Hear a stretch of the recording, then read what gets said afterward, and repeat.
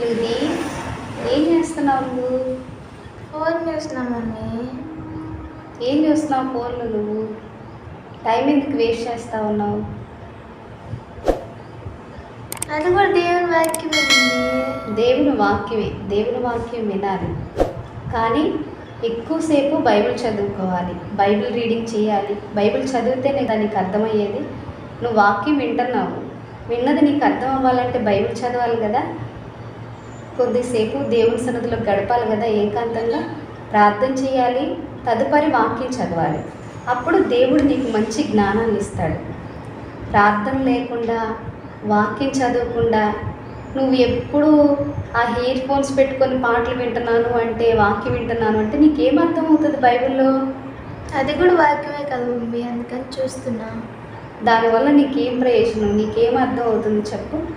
అలా కాదు, నువ్వు ప్రార్థన చెయ్యి, దేవుడు నీకు మంచి జ్ఞానాన్ని ఇస్తాడు. ప్రార్థన చేసిన తర్వాత బైబిల్ చదువు. ఆ బైబిల్లో ఉన్న వాక్యం నీకు అర్థం అవ్వాలంటే దేవుని ఆత్మ సహాయం ఉంటేనే నీకు అర్థమవుతుంది. మనం ఎంత చదివినా, ఎంత ఉన్నతమైన చదువులమైనా కానీ దేవుని ఆత్మ జ్ఞానం లేనిదే మనం ఎన్నిసార్లు బైబిల్ చదివినా కూడా మనకు అర్థం కాదు. చాలామంది ఈ రోజులు అలానే చేస్తూ ఉంటారు. నేను చదువుకున్నాను కదా, ఎన్నిసార్లైనా బైబిల్ చదువుతాను అంటారు, కానీ వాళ్ళకి ఏమీ అర్థం కాదు. ఎందుకంటే ఆత్మ సహాయం వారికి లేదు కాబట్టి. సో నువ్వు కూడా అలా ఉండొద్దు. ప్రార్థన చేసుకొని ఆత్మ సహాయం కొరకు ప్రార్థన చేయి, దేవుడు నీకు చక్కగా మంచి జ్ఞానాన్ని ఇస్తాడు. అప్పుడు నీకు బైబిల్ గ్రంథం అర్థమవుతుంది, నువ్వు వినే వాక్యాలు కూడా నీకు అర్థమవుతుంది. అప్పుడు నీ జీవితం ఆశీర్వదించబడుతుంది. ఓకేనా?